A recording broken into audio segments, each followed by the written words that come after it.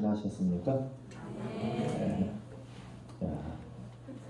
이 복된 안식을 얘기를 하는데 성경에 복이 무엇인지 아시죠? 네. 성경에 복이 무엇이라고 그랬어요? 영생. 네. 그 말씀이 어디 있는지 아세요? 기억하세요? 네. 헐문의 이슬이 시온의 산들에 내림 같도다. 거기서 여호와께서 복을 명하셨나니 곧 영생이로다. 시편 133편 3절입니다. 시편 133편은 3절까지밖에 없어요. 그런데 그 3절이 여호와께서 거기서 복을 명하셨나니 곧 영생이다. 그래서 성경이 말하는 복은 장수, 이 세상에서 말하는 장수, 부자 되는 거 그런 거 아니에요. 이 세상에서 가난할 수도 있고, 이 세상에서 병들 수도 있고, 이 세상에서 일찍 단명할 수도 있고, 그럴지라도 누구 안에서? 예수 그리스도 안에서 무슨 생명을 확보한 거?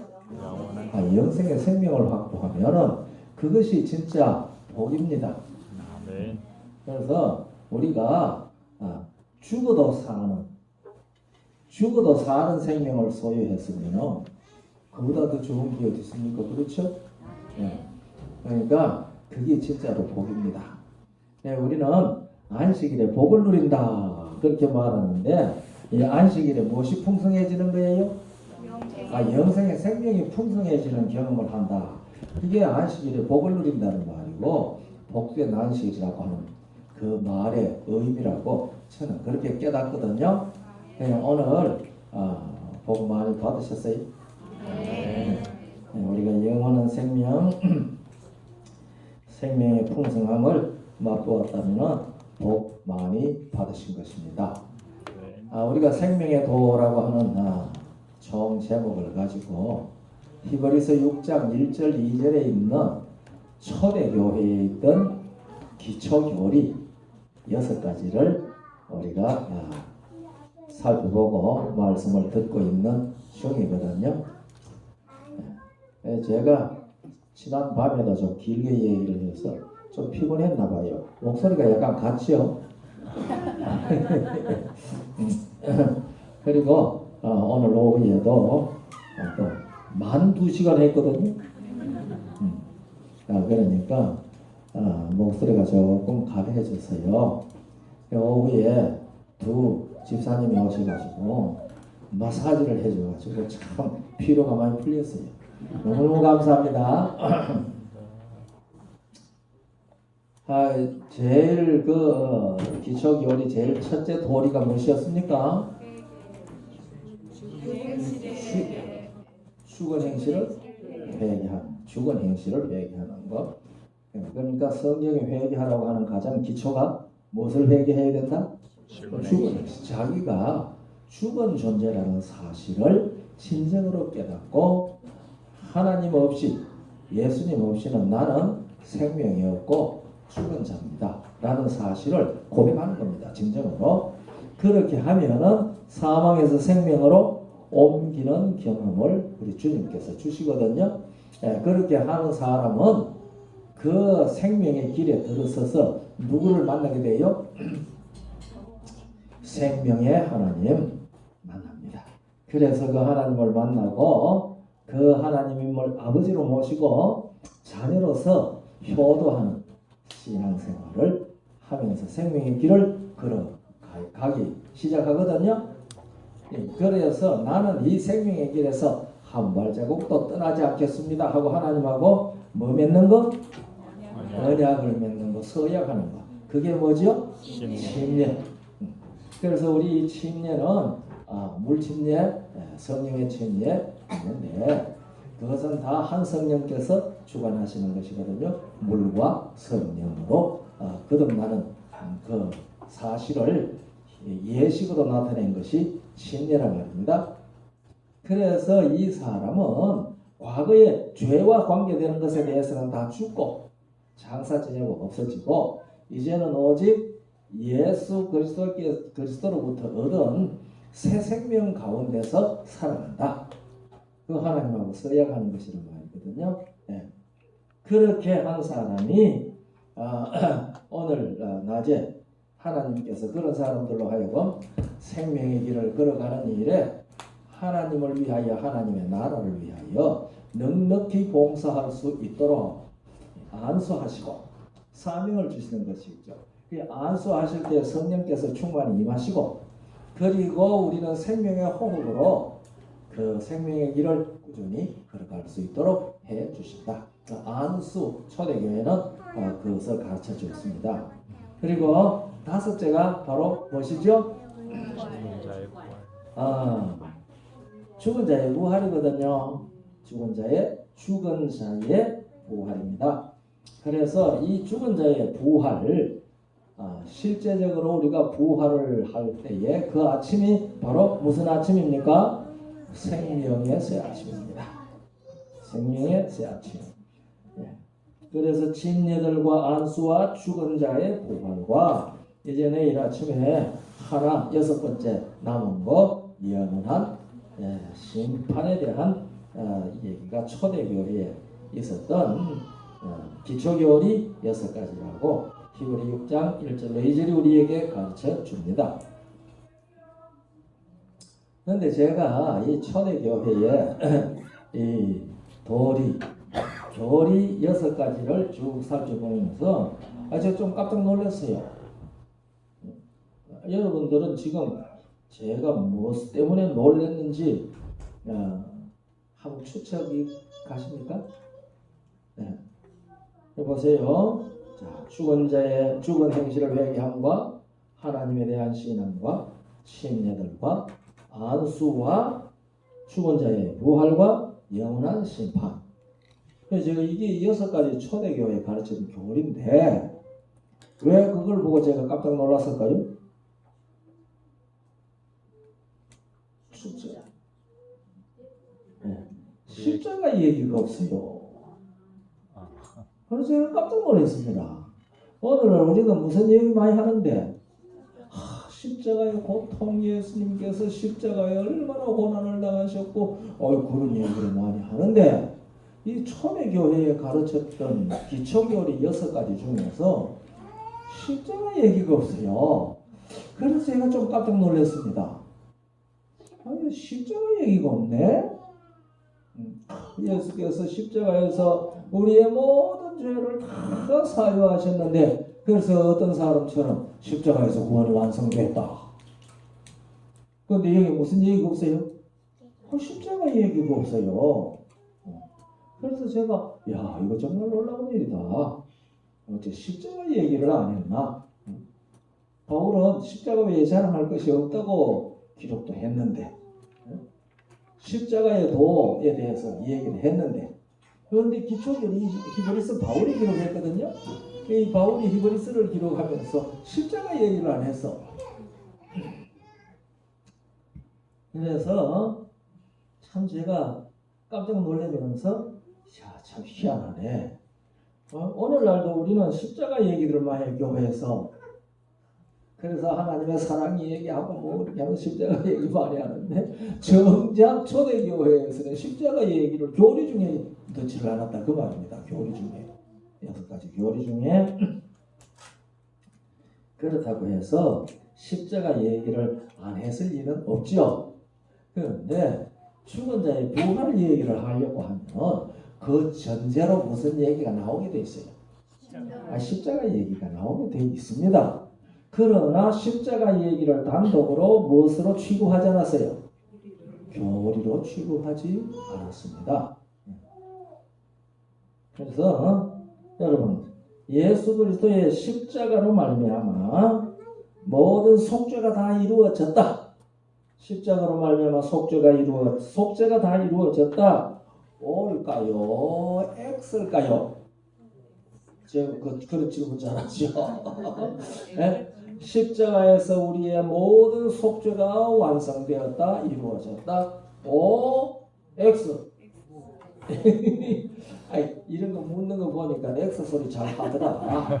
그러니까 짐작컨대 아마 X일 거야. 아니 그렇게 하셔도 괜찮아요. 네, X예요. 네. 십자가에서 속죄가 완성된 것이 아닙니다. 제 얘기가 아니고 성경의 얘기예요. 그래서 고린도전서 15장 17절부터 19절까지 읽어보면은 이 속죄는 언제 이루어졌어요? 여기 한번 읽어보세요. 안 띄었나?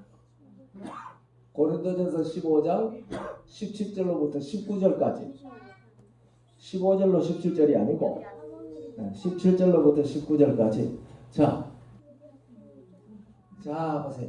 그리스도께서 다시 사신 것이 없으면 너희의 믿음도 헛되고 그 다음 뭐라고 그랬어요? 너희가 여전히 죄 가운데 있어요.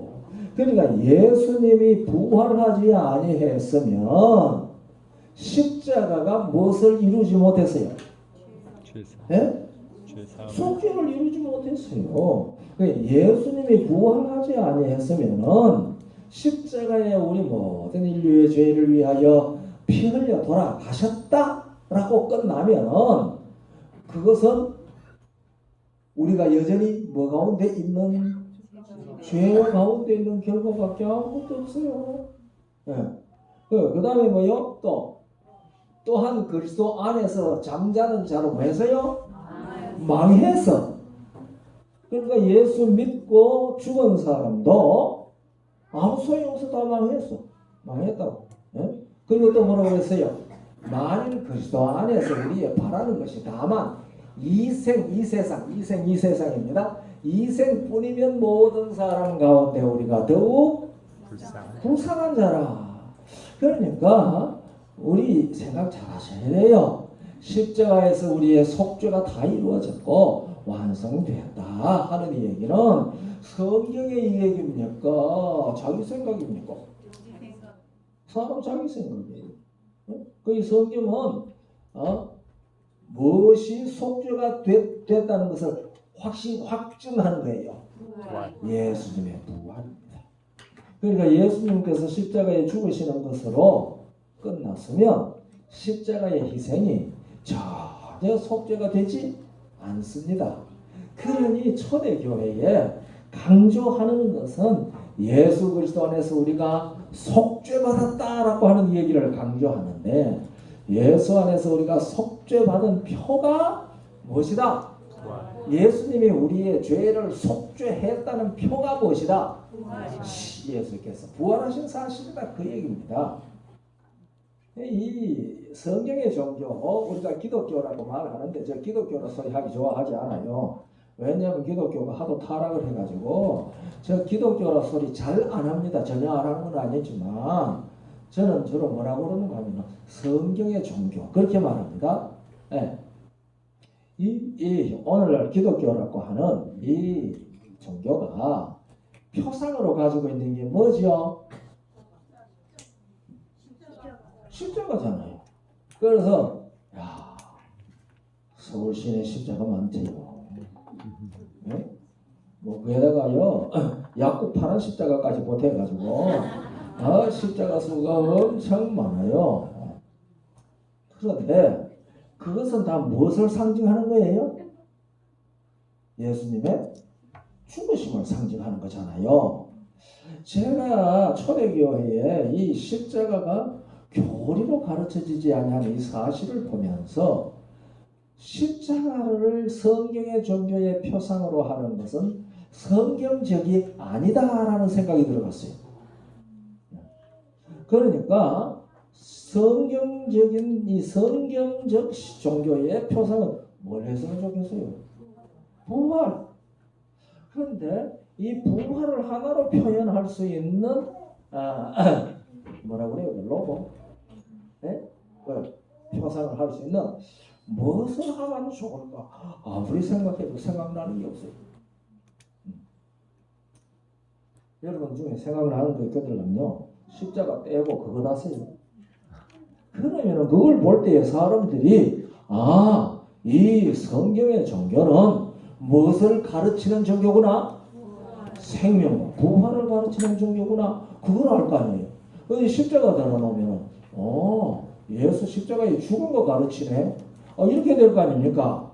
그래서 제가 이 성경의 종교, 기독교의 표상을 십자가로 만든 게 이 루시퍼가 옆에서 후쓰는 게 아닌가 그런 생각까지 들더라고요. 좀 지나친 생각입니까? 네. 어쨌든 초대교회는 이 십자가 기별은 교리로 6가지 기초 교리에는 빠져있더라 그 사실입니다. 그래서 부활 얘기를 하면서 십자가를 부활에 싸서 이 얘기 했겠죠. 그래서 십자가의 도가 멸망하는 자들에게는 미련한 것이요 구원을 얻는 우리에게는 하나님의 능력이라고 했으니까 이 십자가의 도에 대해서 말 안 했을 일은 없다고 생각을 합니다. 그러나 그 얘기를 하는 것으로 끝나는 게 아니고 반드시 무슨 얘기를 해요? 예수님의 부활에 대한 얘기를 했을 것이다. 그 말입니다. 그래서 십자가의 도가 멸망하는 자들에게는 고린도전서 1장 18절 유명한 성경절수입니다. 그런데 초대교회요, 이 바리새인들과 종교 지도자들, 대제사장들과 이런 사람들은 예수님이 부활하셨다는 사실을 가르치는 것을 아주 싫어했습니다. 그래서 우리가 사도행전 4장 2절 읽어보면 이런 말씀이 있습니다. 백성을 가르침과 예수를 들어 죽은 자 가운데서 부활하는 도 전함을 싫어하여. 그러니까 이 교회가 무슨 이 얘기를 자꾸 하는 것을 누가 싫어해요? 부활 얘기를 하고 부활로 말미암아 우리에게 영원한 생명이 증명된다는 사실을 얘기하는 것을 루시퍼가 싫어해요. 그래서 이 부활 얘기는 언제 하면 신나게 하는 겁니까? 부활절. 부활절은 서울에도 이 부활절 합동 예배라고 사람들 온 광경에 수천 명 모아놓고 예수님께서 부활했다고 한번 떠들고 끝나요. 그 다음부터 또 무슨 얘기? 십자가의 고통을 하시고 또 돌아갔다 그 말입니다. 그러니까 저는 우리 재림교회에서 십자가 얘기보다가 무슨 얘기를 많이 해야 되는 것이 성경의 가르침이다. 저는 그렇게 생각해요. 부활의 얘기, 생명의 얘기. 초대교회 자체가 그랬거든요. 그래서 여기에 보면은 이렇게 말합니다. 사도행전 2장 32절에 베드로가 말합니다. 이 예수를 하나님이 살리신지라 우리가 다 이 일의 증인이다.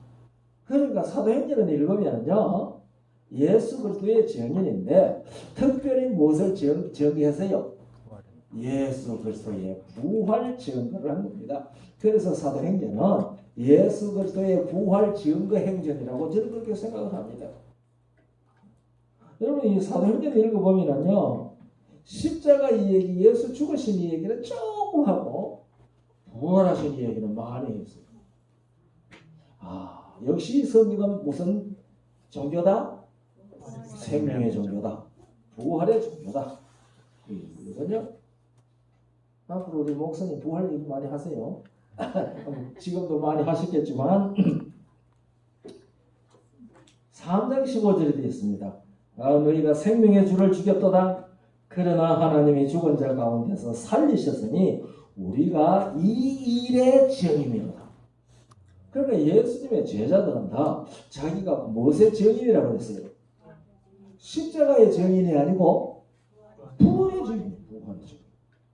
그럼 우리 제7일 안식일 예수 재림 성도들을요 무슨 증인이 되어야 되겠어요? 예수 그리스도의 부활의 증인이 되어야 합니다. 그런데 사람들이 이 부활을 참 싫어해요. 제가 이 사교대학에 4학년 때 어떤 학생이 안식일이면 찾아와가지고 예배에 참석을 하고 있어요. 참 기특더라고요. 그래서 제가 만나서 인사를 하면서 어디 사시냐고 물었더니 자기는 외국어 대학 총학생회장이라요. 그래요. 이렇게 어떻게 이렇게 오셨냐니까 아이고 학생회 운영한테 골치 아파 죽겠대요. 그런데 여기 와가지고 예배에 참석하고 있으면 마음이 편안해진다 그래요. 아이고 그렇습니까? 감사합니다. 열어보세요. 그런데 한 일주일 후에 일요일날 이 사람이 또 들어왔어요. 반갑더라고요. 와가지고 그때는 왜 우유, 딸기 그런 걸 3일병에서 팔았거든요. 그래서 딸기 한 보씩 사가지고 우유 한 병 사다 놓고 푸른 잔디에 혼자 앉아가지고 그걸 고독을 즐기고 앉았더라고요. 그래서 제가 옆에 갔습니다. 아유 오늘 또 오셨네요. 예, 여기 오는 거 참 좋아합니다. 예, 감사합니다. 그러면서 예수 믿는 얘기를 제가 이제 하기 시작했거든요. 그랬더니 여기 오면 수양도 되고 뭐 그런 얘기를 하길래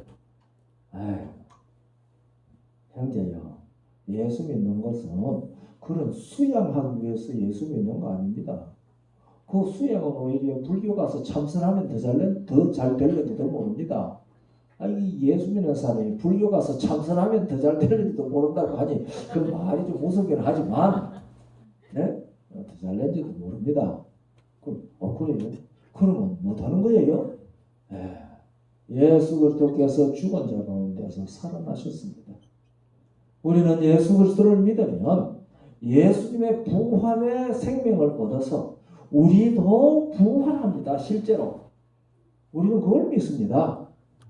그래서 이것이 성경이 가르치는 신앙과 종교의 핵심입니다.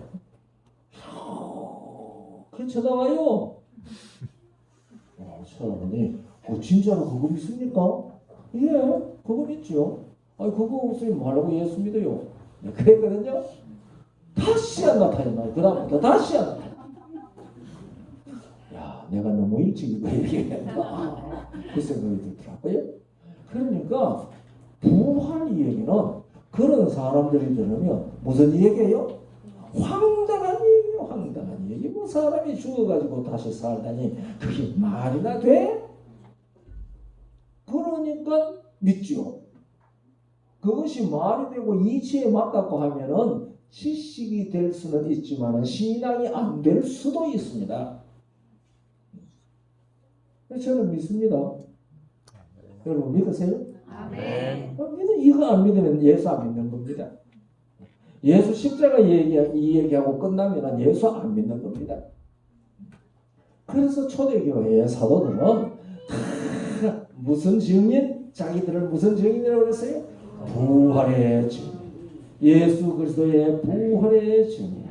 5장 32절에도 있고 10장 39절로부터 41절에도 있고 다 있습니다. 그래서 사도행전 4장 33절에 사도들이 큰 권능으로 주 예수의 부활을 증가하니 무리가 큰 은혜를 얻으라 그랬어요. 그러니까 이 부활이 없으면은 십자가는 아무 소용이 없습니다. 만약에 부활이 없으면은 십자가는 패배의 표상이지 승리의 표상일 수가 없습니다. 그러니까 성경의 종교의 표상은 당연히 무엇이 돼야 되겠습니까? 부활이 돼야 돼요. 그런데 이 부활 표상을 간단하게 어떻게 만들 수 있을까? 목사님 디자인 좀 하시는 분 아니에요? 네?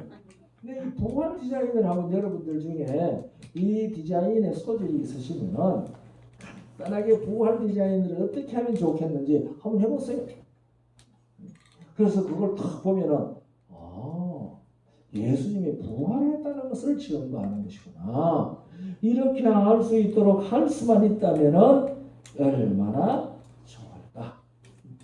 그래서 예수님께서 다시 사신 것이 없으면은 우리의 믿음도 헛되고 우리가 여전히 죄 가운데 있다고 사도 바울이 십자가의 도에 대해서 얘기를 하고 갈라디아서에서는 십자가 외에 자랑할 것이 없다고 바울이 말했지만은 그러나 고린도전서 15장에서 부활에 대한 증명을 하면서 부활이 없으면 우리의 믿음도 헛되고 우리가 여전히 죄 가운데 있다고 그렇게 우리에게 가르쳐 주셨습니다.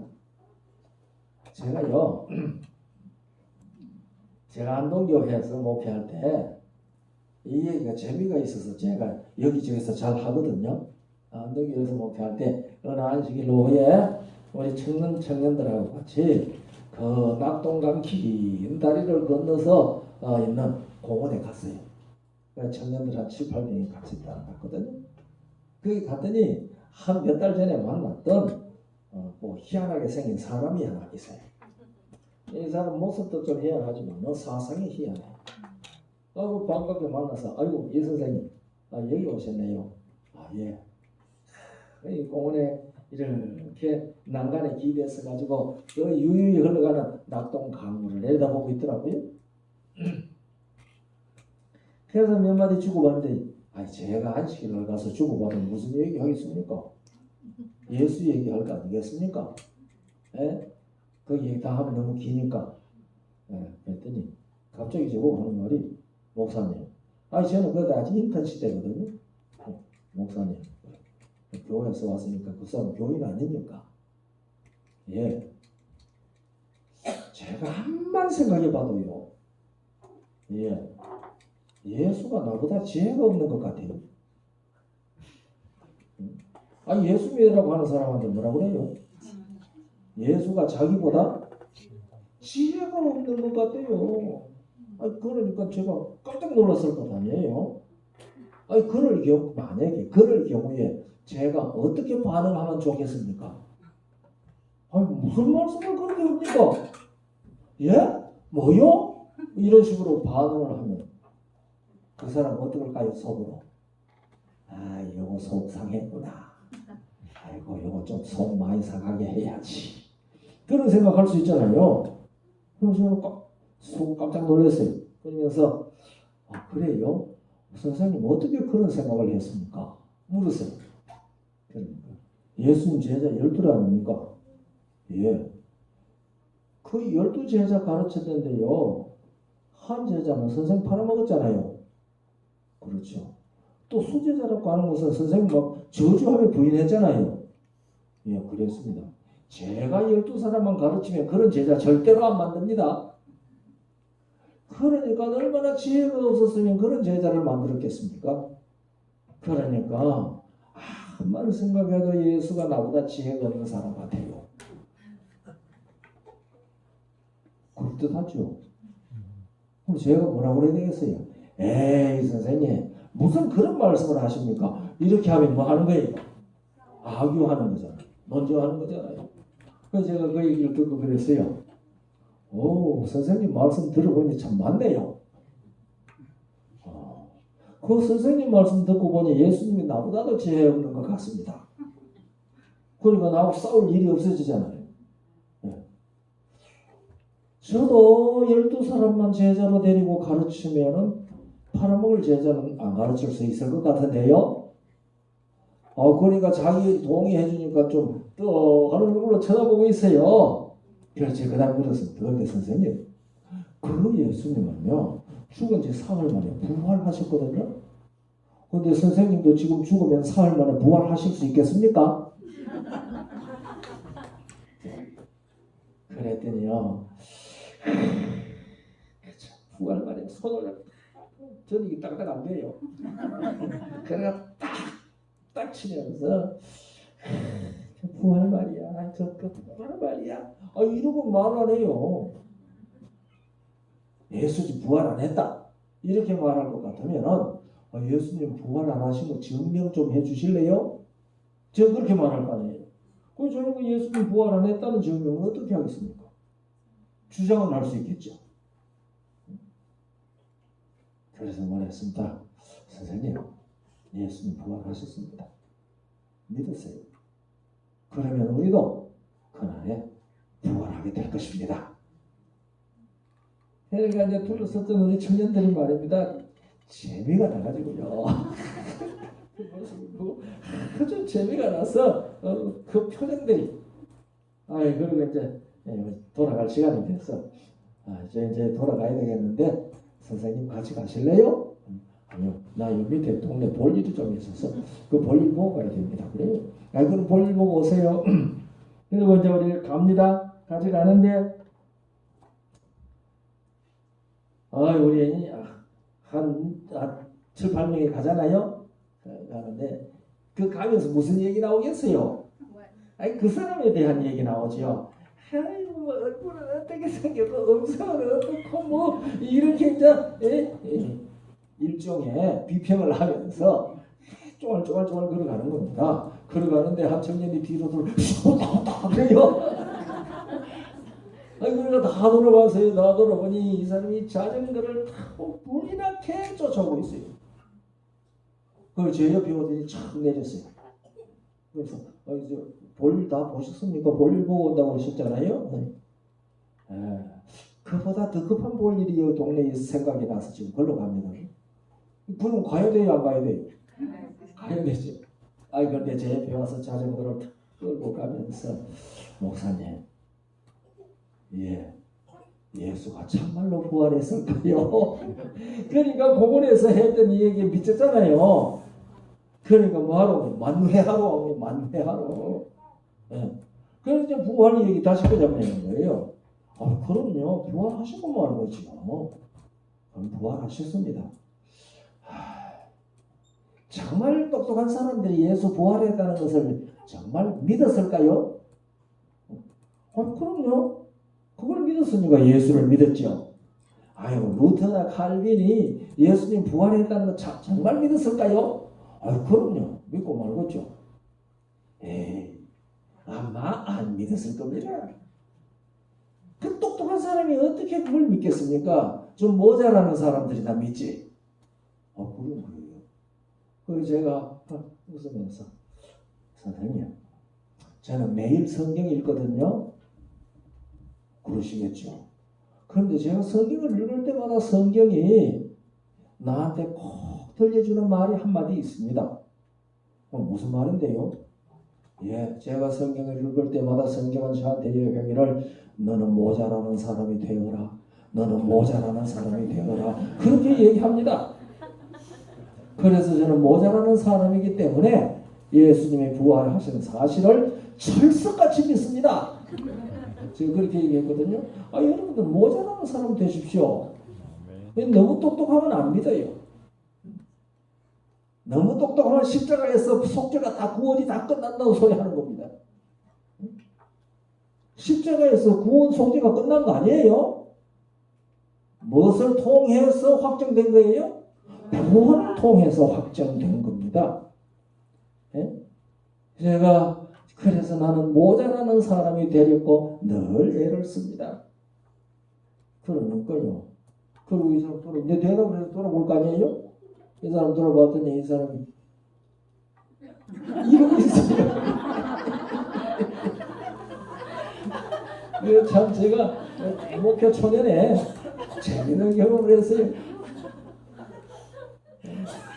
이제 볼일보러 빨리 가야 될 거 아니에요. 빨리 안 가?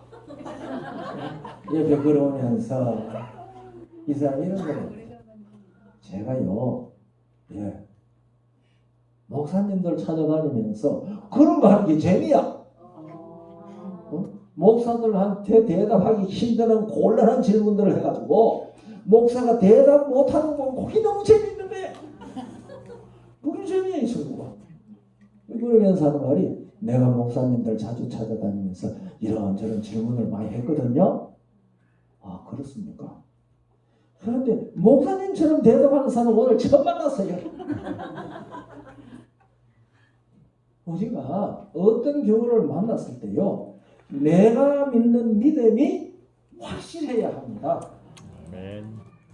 어떤 동네에 유력한 의사가 살았는데요, 그 동네에 있는 교회의 목사님이 그 의사를 교인 만들고 싶은 생각이 간절했어요. 그래서 자주 찾아가면서 교회 나오라고 하고 그런 얘기를 했는데 어느 일요일 주일날 딱 설교단에 올라서고 설교하려고 보는데 저 뒤에 그 의사가 와서 앉았단 말입니다. 드디어 왔구나. 그래가지고 그날 신나게 설교를 했어요. 신나게 설교를 다 했는데 무슨 얘기 했게요? 의학 얘기를 했어요. 의학 얘기. 누구 들으라고? 의사 들으라고. 그리고 제가 끝나고 저 마지막에 가서 악수를 하고 서로 나가는데요. 그 의사 선생님 나오거든요.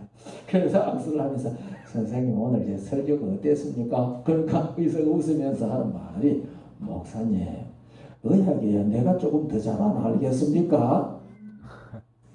이 설교하는 사람들이요. 자기가 전공한 자리에 굳게 서 있어야 합니다. 자기는 설교 뭘 해야 돼요? 말씀을 강론해야 돼요. 의학 얘기는 누가 하고? 의사가 얘기하고 의사가 설교를 갖다 성경과 지멋대로 해석하면 곤란하다 이 말입니다. 의사는 의학에 대한 얘기를 하고 목사는 진리에 대한 성경 말씀을 하고 그래서 우리들이요 어떤 경우에 어쭙지 않게 아는 지식을 가지고 상대방이 물리학자다? 그러면 물리 얘기하려고 그러고 이래 되면 함정에 빠집니다. 절대로 우리는 그렇게 하면 안 됩니다.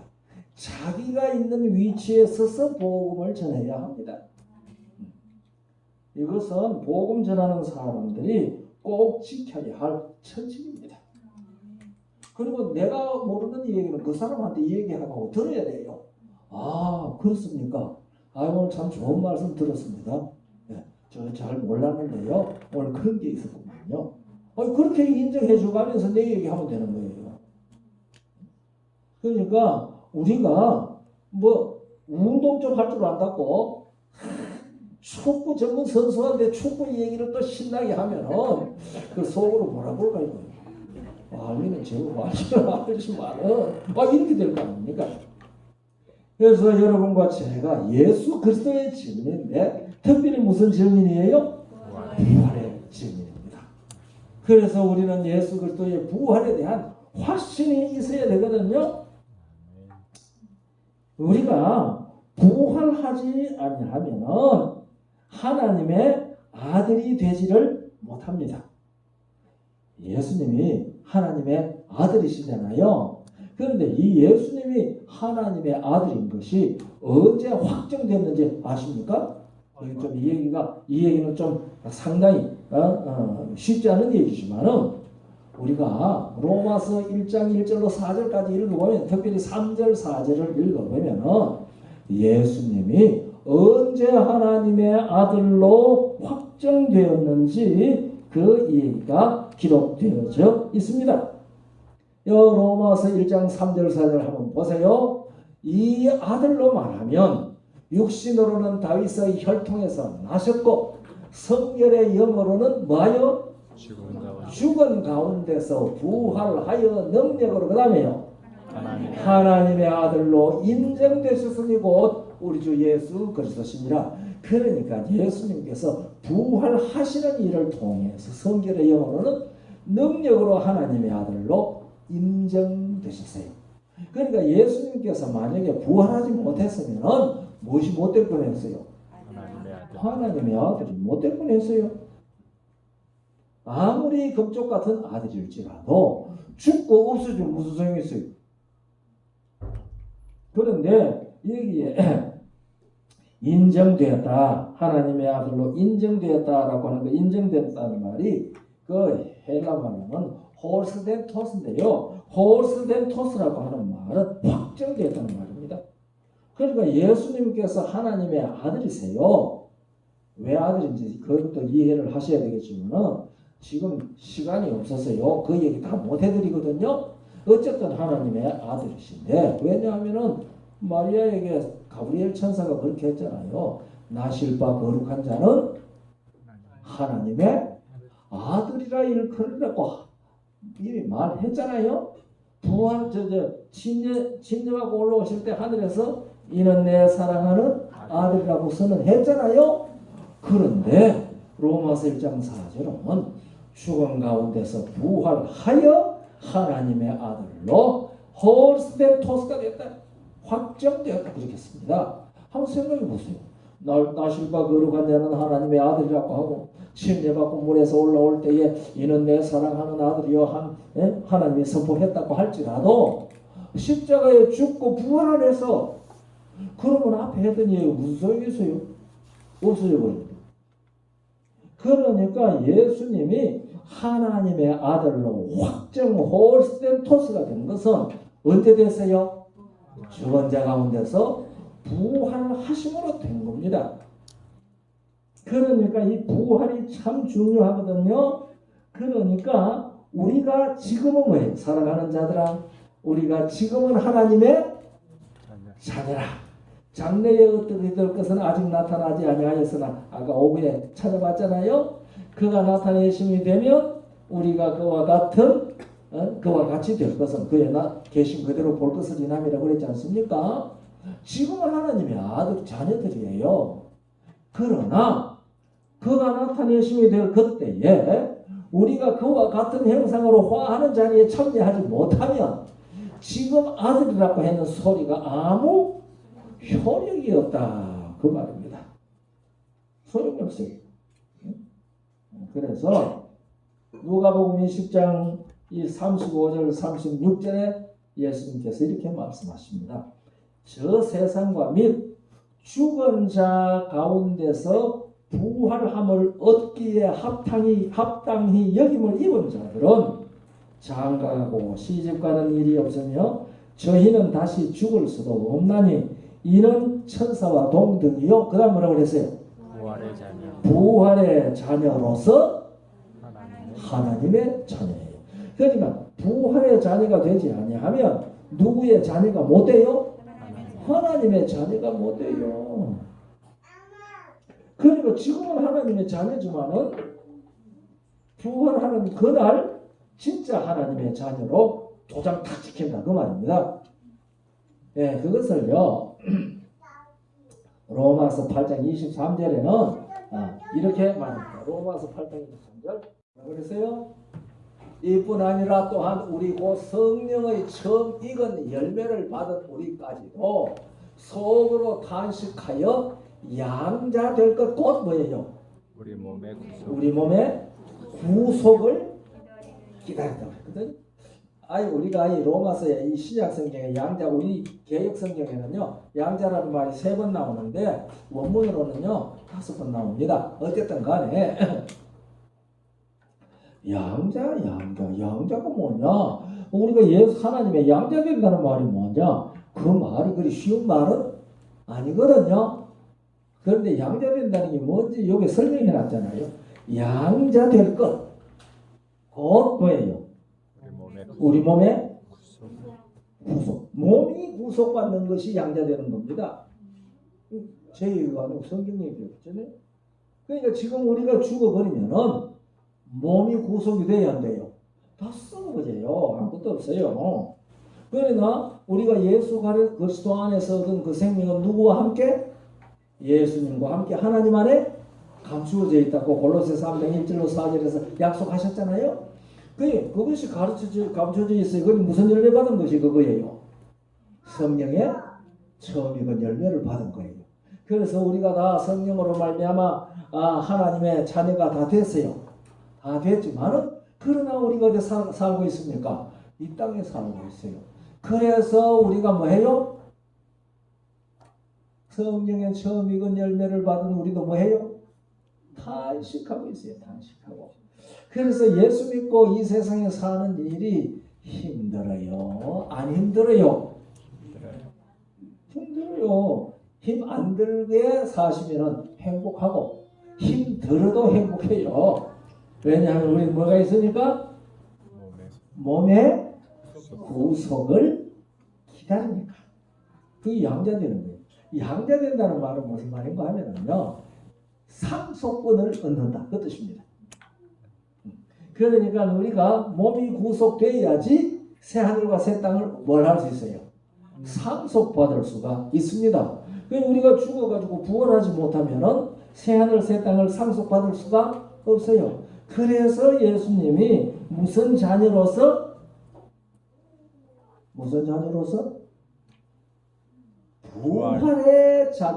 부활의 자녀로서 하나님의 자녀라고 얘기한 거지 않습니까? 그러니까 여러분과 제가 예수님을 믿고 충성스럽게 살아가는데 그 충성스럽게 살아가는 결과로 우리가 반드시 어디에 참여해야 돼요? 그 부활에 무슨 부활? 생명의 부활 또 몸의 첫째 부활. 네. 악인도 부활하죠 안 해요? 해요. 왜 부활해요? 심판 받으라고? 왜 심판회가 뭐 하려고? 벌 주려고? 심판은 벌 받아야지. 아기들이 왜 부활할까요? 예수님의 십자가 누가 대답하? 예, 고린도전서 15장 22절에 그렇게 말했지 않습니까?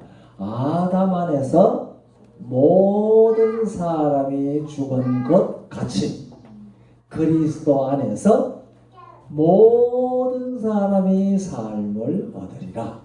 그러니까 아담 안에서 죽은 모든 사람이나 그리스도 안에서 삶을 얻을 모든 사람은 같은 모든 사람입니다. 그러니까 아담 안에서 모든 사람이 죽은 것 같이 그리스도 안에서 아담 안에서 죽은 모든 그 사람이 살아난다 말입니다. 삶을 얻으리라. 그러나 각각 그 차례대로 되리니. 그 다음에 그렇게 나오죠. 삶을 얻으리라 23절. 그러나 각각 뭐예요? 자기 차례대로 되리니. 첫째는 누구지요? 첫 열매이신 그리스도요. 다음은 그리스도 강림할 때 그에게 붙은 자요. 그 다음은 나중이니 24절이네요. 그 후에는 나중이니 제가 모든 전사와 권세와 모든 권세와 능력을 멸하시고 나라를 아버지 하나님께 바칠지라. 그러니까 여기 부활이 몇 번 있다고 얘기한 거예요. 여기 나온 대로는 세 번. 첫째는 누구? 부활의 첫 열매 되시는 예수님.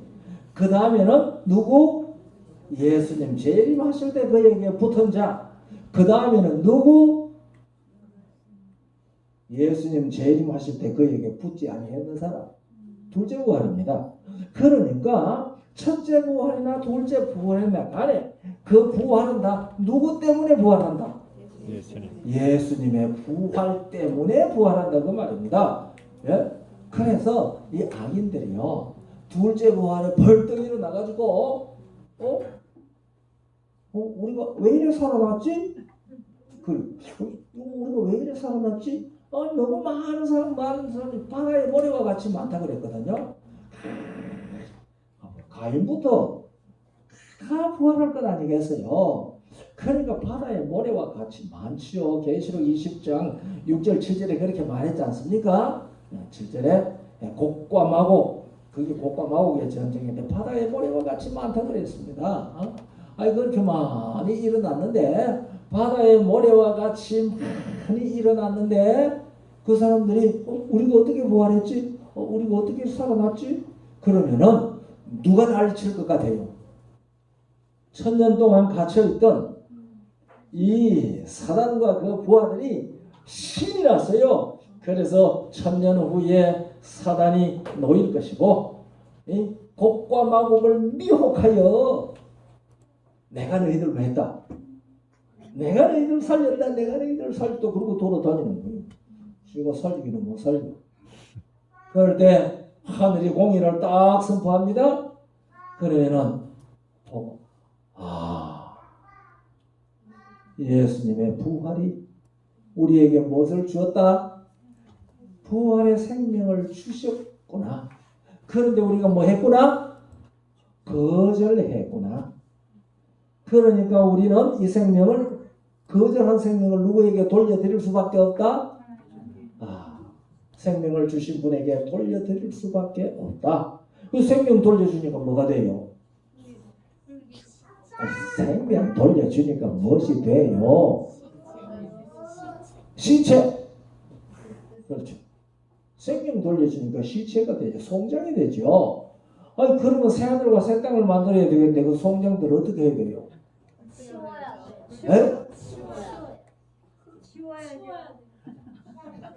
장사 지내줘야죠. 장사. 죽은 자를 가장 잘 대접하는 것이 뭐예요? 장례식 해주는 겁니다. 사람이에요, 형벌이에요? 예.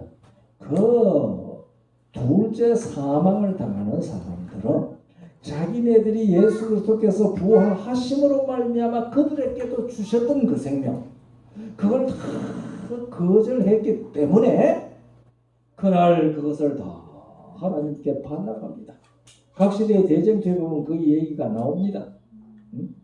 그들이 가지기로 합당하지 않게 여긴 생명을 하나님께서는 도로 찾으신다. 그렇게 되어 있습니다. 여기 500몇 페이지인데 제가 이 페이지수 안 적어온 것 같은데 봅시다. 적어놨나? 안 적어놨나? 응? 예, 여기에 적어놨어요. 각시대에 대해 지금 544페이지에 그 말이 있습니다. 그래서 반납합니다.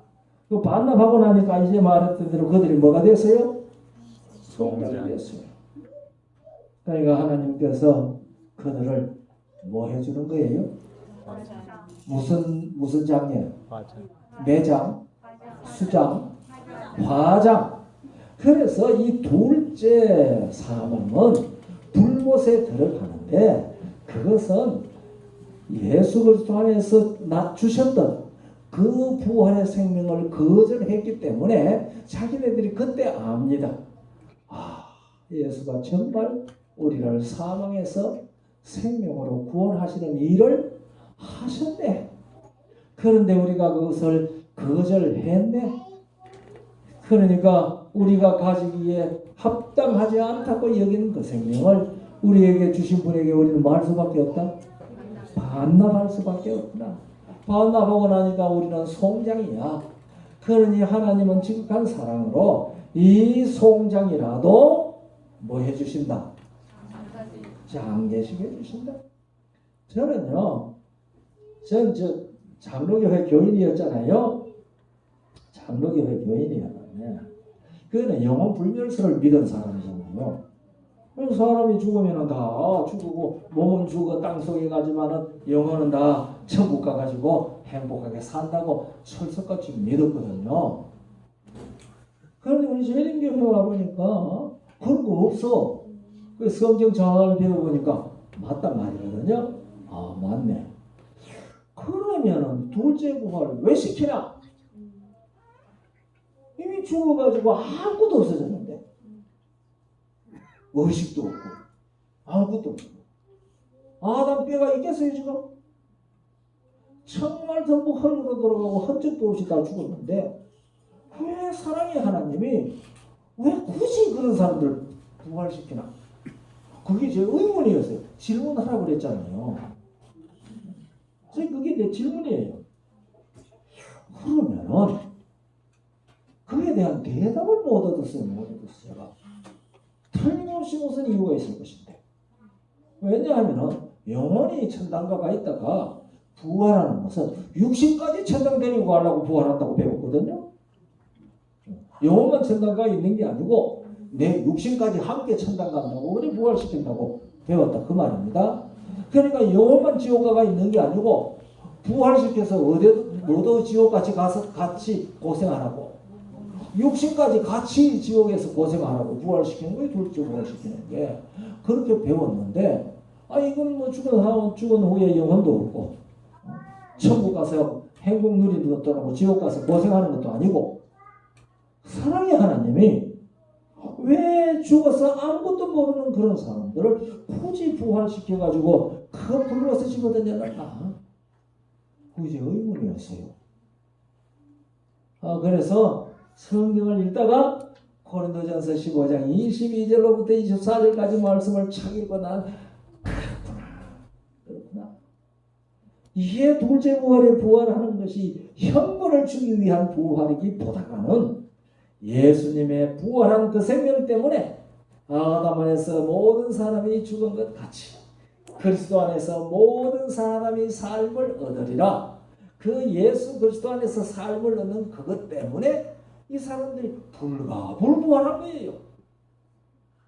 그런데 이 사람들은 생명이 반납해야 되잖아요. 그러니까 그들을 생명이 없어진 그들을 장례식을 해주는데 화장해주는 것이 그게 불못이구나. 네. 제가 그렇게 이 고린도전서 15장 21절로부터 24, 26절까지 읽으면서 이 사실을 깨달았어요. 야, 저는 이거 깨달을 때 신났죠. 그래서 제가 대학 졸업 논문 쓸 때 이거 썼어요. 둘째 부활 연구. 그렇게 이제 논문을 썼거든요. 이제 논문 심사하지 않습니까? 우리 목사님 대학 졸업할 때 논문 안 썼죠? 네. 우리가 졸업할 때는 학사 논문 다 썼어. 학사 학위 논문 다 썼어. 응? 이렇게 다 논문 심사를 하는데 이 얘기를 좀 했어요. 그 둘째 부활은 이렇고 형 버리기보다는 그들에게 베푸시는 하나님의 사랑입니다. 그러더니요, 이 신학과 교수들이 웅웅해졌어요. 다 둘째 부활은 무슨 부활인데? 심판의 부활로 형벌을 하는 부활인데, 이거 신학교 4학년 졸업반 있는 이 김명호가 이거 이단 같은 소리 하잖아요. 그래가지고 그 목사님 눈이 둥그레지더니만 그러면 형벌이 아니란 말인가? 이렇게 물었어요. 제가 어떻게 대답해야 되겠어요? 예, 그건 형벌 아닙니다. 이렇게 하면 제가 통과될까요? 안 될까요? 통과될 리가 없죠. 그래서 제가 그때 어떻게 대답해야 되겠어요? 예, 형벌 맞습니다. 그러나 형벌적으로 생각하는 것보다가 이렇게 생각하니까 훨씬 더 은혜가 됩니다. 그랬거든요. 그랬더니 예, 저는 그 둘째 사망을 당하는 불못에 던지는 과정에도 나타나는 것은 하나님의 사랑이더라고요. 그래서 정말 하나님은 사랑이다. 정말 하나님은 사랑이다. 얼마나 그때 하나님께서 그들 장례식 하면서 오늘날 우리가 악한 자라도 장례식을 하면은 울어요? 안 울어요? 울어요. 그런데 지극히 사랑이시고 선하신 하나님께서 그렇게 아들 말씀 하나님이 사람 되어 오셔서 죽어주기까지 하면서 살라고 했는 그 아담의 후손들이 안 살고 생명 다 거절하고 마침내 생명 다 반납하고 장례식 화장하게 됐으니 울겠어요? 안 울겠어요? 그래서 저는요 계시록 21장에 근에서 눈물을 다 씻기십니다. 왜 울까? 그거 첫째 부활에 참여해가지고 천년 동안 왕노릇하고 그 하늘에서 행복하게 누렸는데 왜 눈물을 씻겨주도록 울까? 또 그 생각이 또 들어갔죠. 제가 참 별난 생각 많이 하죠. 네? 왜 울까? 가만히 생각하니 우리도 우는데 하나님께서 안 우시겠어요? 그리고 모든 구원 얻은 선한 의인들이 안 울겠어요? 울지요. 저는 그때 예? 처음이요 마지막으로 구원받은 모든 성도들이 한바탕 대성통곡할 것 같아요. 그 밑에 죽어가는 사람이 누구도 있어요? 내 친구도 있어. 그렇게 함께 예수 믿고 구원받자고 했는데 그것을 했던 친구도 있어요. 또 누구도 있겠어요? 식구도 있을 수 있어요. 식구도. 죄송합니다.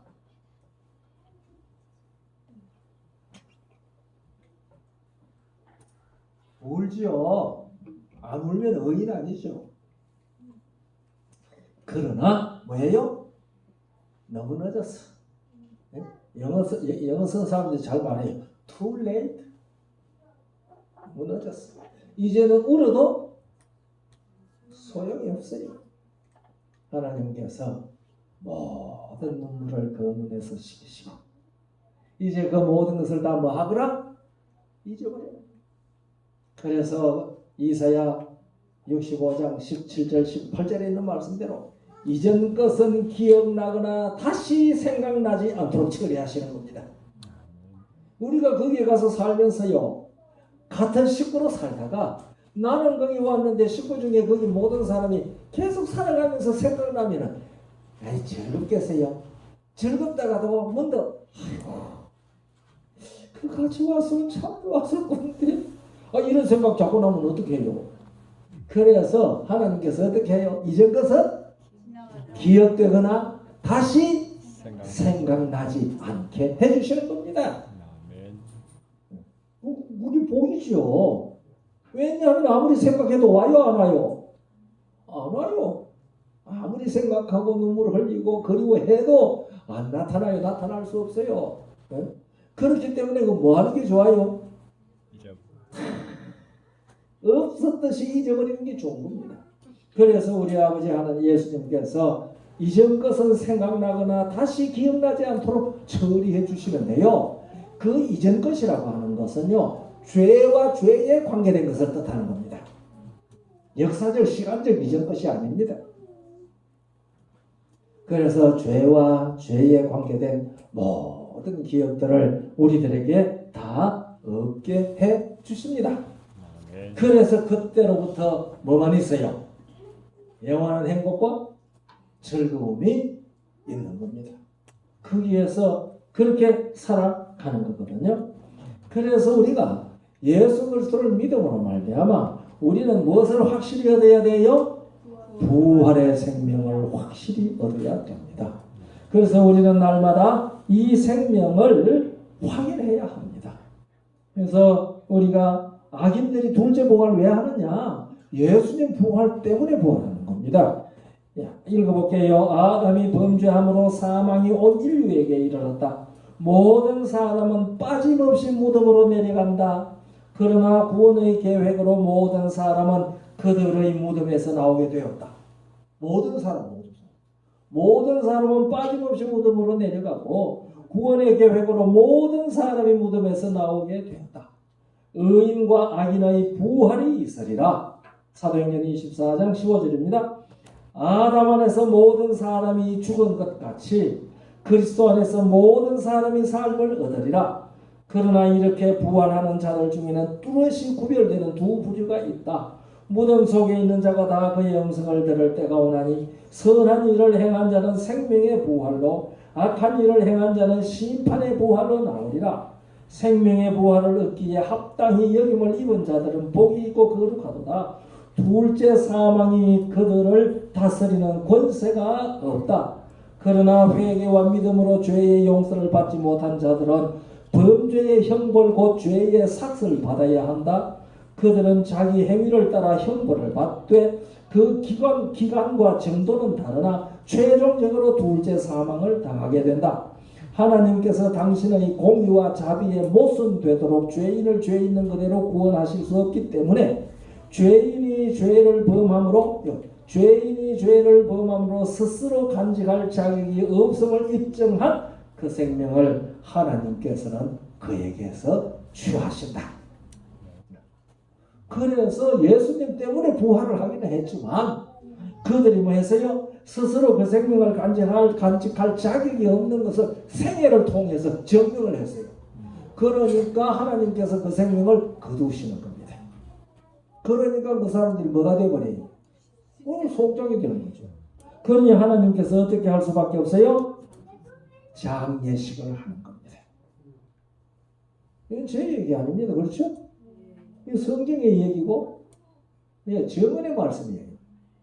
그리고 오늘 우리가 둘째 사망, 둘째 부활에 대해서 우리들이 일반적으로 가지고 있던 개념하고 다르죠?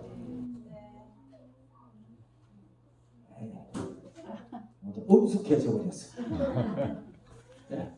그러니까 우리가 성경을 어떻게 알아야 돼요? 성경대로 알아야 돼요. 그러니까 우리가 성경대로 알지 못하고 신학대로 아는 경우가 많아요. 신학과 전통대로 성경을 믿고 거기 성경에 있는 줄 알아요. 동방박사 몇 사람이에요? 동방박사 3사람이라는 말이 성경에 있다 없다? 아니 동방박사가 3사람이라는 말이 성경에 있다 없다? 없다. 그런데 왜 3사람이라고 그래? 선물이 3개니까 3사람이라고 하는 겁니다. 십자가에서 우편 강도는 구원을 얻고 좌편 강도는 구원 못 얻었다. 우편 강도는 구원 얻었다. 성경이 있어요 없어요?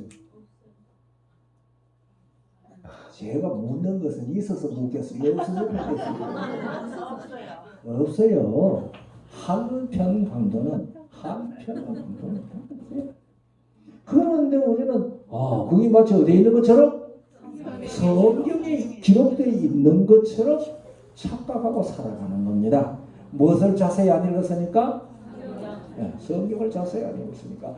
예수님께서 겟세마네 동산에서 어떤 모습으로 기도했어요?